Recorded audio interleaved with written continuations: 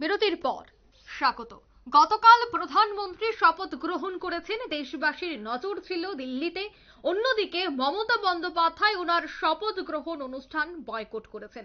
তারপর কিছু রাজনৈতিক বিশ্লেষক থেকে শুরু করে অন্যান্য মহলে নানা জল্পনা শুরু হয়েছিল, নানা তর্ক বিতর্ক শুরু হয়। তারই মধ্যে মমতা বন্দ্যোপাধ্যায় আজ সেই একটি ছবি পোস্ট করেছেন এবং সেখানে শপথের সময় অসৌজন্যতার ছবি দেশবাসীর সামনে তুলে ধরলেন পশ্চিমবঙ্গের মুখ্যমন্ত্রী। শপথের সময় ঘর অন্ধকার রেখে প্রতীকী প্রতিবাদ জানিয়েছেন মমতা। মোদী বিরোধী তকমা প্রতিষ্ঠা করতেই কি এই সিদ্ধান্ত বাংলার মুখ্যমন্ত্রীর? সে বিষয়ে বিস্তারিত জানবো। টেলিফোন লাইনে রয়েছে রাজনৈতিক বিশ্লেষক ডক্টর দেবাশিস বাগ। আপনাকে নিউজ ভ্যানগার্ডের পর্দায় স্বাগত জানাচ্ছি। নমস্কার। নমস্কার।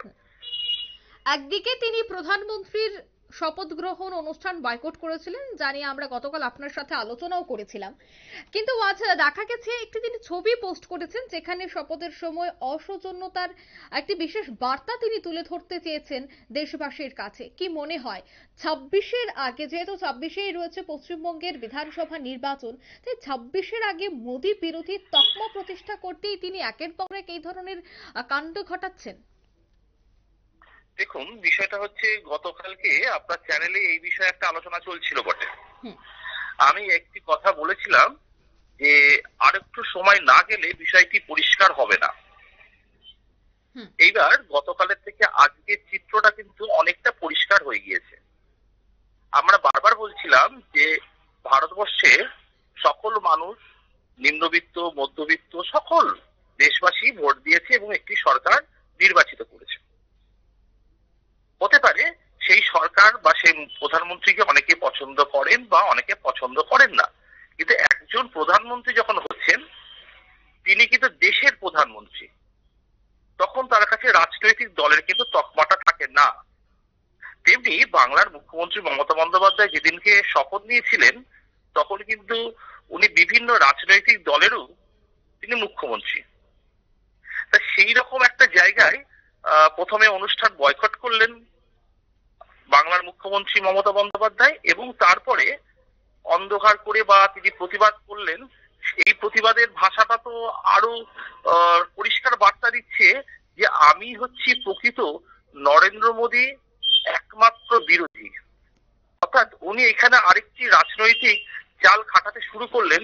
কারণ আমরা জানি বিভিন্ন বিশ্লেষণ দেখা যায় দেবগৌড়া যখন অস্থায়ীভাবে একটা প্রধানমন্ত্রী হয়েছিলেন তখন তার আসন ছিল 40-এর আশপাশে। অর্থাৎ বহুদলীয় গণতন্ত্র ব্যবস্থায় 40টা আসন বা 35টা আসন বিভিন্ন ক্ষেত্রে এটা কিন্তু বিরাট একটা শক্তি হিসাবে কিন্তু ছোট ছোট আঞ্চলিক দলদের কাছে যা প্রয়োজনীয় হয়ে পড়ে। আমি আরেকটু ক্লিয়ার করলে দেখা যায় লালু প্রসাদ যাদব একবার সংসদে দাঁড়িয়ে, উনি খুব রসিক মানুষ ছিলেন, উনি বলেছিলেন যে আমিও সব দিকে প্রধানমন্ত্রী হওয়া। তখন সকলে যখন হাসছিলেন তখন উনি বলেছিলেন কেন হবে না, আমার কাছে তো 20টা আসন আছে। তখন ছিল আরজেডি 20টা আসন ছিল, 20টা আসন আছে। অর্থাৎ ভারতবর্ষে এমনই তার রাজনৈতিক সমীকরণ বিভিন্ন দিকে যায়।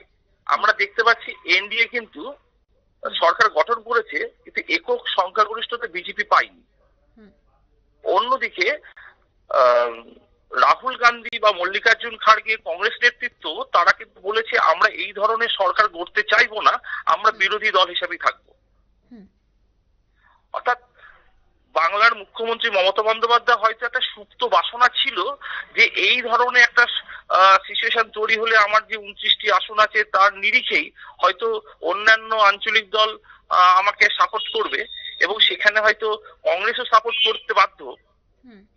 এরকম পরিস্থিতি তৈরি করে আমি প্রধানমন্ত্রীটা হব, এটাই আমার সুযোগ।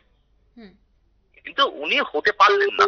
আমার মনে হচ্ছে আজকের গতিবিধি দেখে আমার মনে হচ্ছে উনি কোনো একটা জায়গায় উনি প্রধানমন্ত্রী হতে চেয়েছিলেন এবং সেই আকাঙ্ক্ষা পূর্ণ হয়নি, তার জন্য উনি এই বয়কটটা করছেন। এবার এর মধ্যে হ্যাঁ বলুন। বিভিন্ন মহল থেকে কিন্তু একাধিক বিষয় উঠে আছে। অনেকেই বলছেন যে উনি যে প্রতিবাদ করলেন বা এই যে বয়কট করলেন তার পেছনে মূল কারণ হচ্ছে যে সংখ্যালঘু ভোটকে আরো টানা। যেহেতু আর কয়েক বছরের মধ্যে বিধানসভা নির্বাচন রয়েছে বাংলায়, তাই তারই আগে সংখ্যালঘু ভোটদের কিভাবে টানা যায় তার জন্য এ ধরনের বয়কটের মতো তিনি বিভিন্ন কর্মসূচিতে নিজেকে লিপ্ত করছেন। দেখুন, প্রথমত হচ্ছে উনি যখন সংসদ বসবে, পুরোপুরি ভাবে অধিবেশন বসবে, তখন ওনাকে কিন্তু প্রধানমন্ত্রী দপ্তর থেকে বিভিন্ন প্রকল্পের টাকা আনতে হবে। অর্থাৎ কেন্দ্রের সাথে সুসম্পর্ক না রাখলে কিন্তু রাজ্য এগোতে পারে না। বিভিন্ন রাজনৈতিক অরাজনৈতিক, যেমন উনি বলছেন আমি আবাস যোজনার টাকা পাইনি, এটা পাইনি, অনেক কিছু অভিযোগ আছে, এটা সমস্ত রাজ্যেরই থাকে। অর্থাৎ কেন্দ্রের সাথে সুসম্পর্ক রেখেই কিন্তু রাজ্যগুলো এগিয়ে থাকে। রাজ্য কেন্দ্রের সুস্থ গণতন্ত্রের দুজনের সম্পর্ক ভালো হওয়া উচিত। আমরা বিগত দিনেও দেখেছি যে বিজেপির সাথে যখন মুখ্যমন্ত্রী মমতা বন্দ্যোপাধ্যায় ছিলেন, অটল বিহারী বাজপেয়ী জামানতও আমরা দেখেছি, তখনই কিন্তু সংখ্যালঘু ভোট মুখ্যমন্ত্রী মমতা বন্দ্যোপাধ্যায়ের কাছে এসছে, বিভিন্ন সময় এসছে। অর্থাৎ আমি কেন্দ্রের বিরুদ্ধে আমি থাকবো, আমি নরেন্দ্র মোদী যখন বিজেপির পতাকা নিয়ে যখন সভা করবেন তার বিরুদ্ধে আমি বলবো, বিজেপির বিরুদ্ধে সরাসরি আক্রমণ করবো, আন্দোলন করবো, তো রাজনৈতিক বিষয়, সমস্ত দলের বিরুদ্ধে করবে। কিন্তু যখন আপনি একজন প্রধানমন্ত্রী বা মুখ্যমন্ত্রী শপথ গ্রহণ অনুষ্ঠান, সেখানে যদি বয়কট করেন, তাহলে তো নৈতিক ভাবে তো খুব সাদা কথা যে ওনার তো অধিবেশনে যাওয়া উচিত না, ওখানে তো প্রধানমন্ত্রী থাকবেন। সেখানে কি করে রাজ্যের মানুষের চাহিদাগুলোকে ওখানে তর্ক বিতর্ক করে কিভাবে নিয়ে আসবেন? সেখানেও যদি বয়কট করে তাহলে তো আমাদের বাংলার ক্ষতি, বাংলার সাধারণ মানুষের ক্ষতি। একদম। অর্থাৎ এক কথায় যে কোনো রাজ্যের একটা উন্নয়নের ক্ষেত্রে সেক্ষেত্রে কেন্দ্র থেকে বিভিন্ন টাকা স্যাংশন হোক বা বিভিন্ন ক্ষেত্রে খাতে টাকা আনা সবটাই নির্ভর করছে কেন্দ্রের উপর। সেই জায়গায় ইনি যে বয়কট করছেন বা একাধিক বিষয় তিনি তুলে ধরছেন, অন্ধকার ঘরে তিনি অসচেতনতার ছবি তুলে ধরছেন। আমি একটু আটকাচ্ছি আপনাকে। আরেকটি বিষয়ে কিন্তু আমাদের নজর রাখতে হবে, সেটা হচ্ছে এবার এনডিএ জোট সরকার গঠন করেছে, একক বিজেপি যেমন পায়নি, তেমনি খুব ভালো রেজাল্ট করেছে, কংগ্রেসের আসন সংখ্যা বেড়েছে। কিন্তু ইন্ডিয়া জোট শক্তিশালী হচ্ছে, এখানে কিন্তু বহু আঞ্চলিক দলের সমর্থন আছে, যেমন সমাজবাদী পার্টি রয়েছে, কিছুটা আরজেডি রয়েছে, অনেকে রয়েছে। সেখানে কি আরো কিছু হতে চলেছে যে অন্যান্য আঞ্চলিক দল, স্ট্যালিন বলুন বা আমাদের অখিলেশ যাদব বলুন, এরা হয়তো মমতাকে সমর্থন করছে বা এরা চেয়েছিল যে কংগ্রেস সরকারটা গঠন করবে, মিলিজুলি সরকার, অথচ কংগ্রেসের মল্লিকার্জুন খাড়গে স্পষ্ট জানিয়েছে আমরা বিরোধী আসনে বসবো। তাহলে কি অন্যান্য আঞ্চলিক দলের সাথে সম্পর্ক কি আরো গভীর হচ্ছে মমতা বন্দ্যোপাধ্যায়?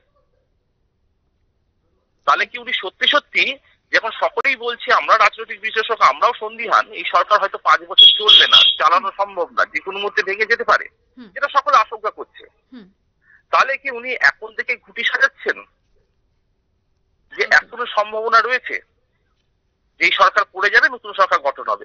ফলে রাজনৈতিক চরিত্র তো বদলাতেই থাকে, রাজনৈতিক আবহাওয়া বদলাতে থাকে, আবহাওয়া থেকে দ্রুত বদলায়। আমাদের তো আরেকটু নজর রাখতে হবে পরিস্থিতির উপরে।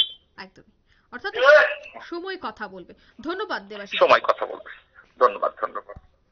মোদী বিরোধী তকমা প্রতিষ্ঠা করতেই একের পর এক এই ধরনের কর্মসূচি করছেন বলে রাজনৈতিক মহল বলছেন। অন্যদিকে আমরা রাজনৈতিক বিশ্লেষক দেবাশিস বাবুর সাথেও কথা বলছিলাম, একাধিক বিষয় কিন্তু উঠে আসছে। তিনি এখনো কি আশঙ্কা করছেন যে এনডিএ সরকার আগামীতে ভাঙতে পারেন? তার জন্যই কি তিনি একের পর এক বিভিন্ন কর্মসূচি করছেন?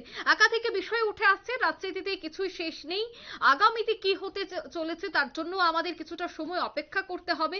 কিন্তু একেবারে প্রধানমন্ত্রীর বিকল্প হচ্ছে মমতা বন্দ্যোপাধ্যায়, আর সেটাই প্রতিষ্ঠা করতে একের পর এক কর্মসূচি করে যাচ্ছেন। সামনেই রয়েছে 26-এ পশ্চিমবঙ্গের বিধানসভা নির্বাচন, তাই তারই আগে একেবারে দলকে আরো শক্তপোক্ত করতে বিকল্প মুখ হিসেবে মমতা বন্দ্যোপাধ্যায়ের মুখকে প্রতিষ্ঠা করতে এই ধরনের কর্মসূচি, একাধিক বিষয় কিন্তু উঠে আসছে।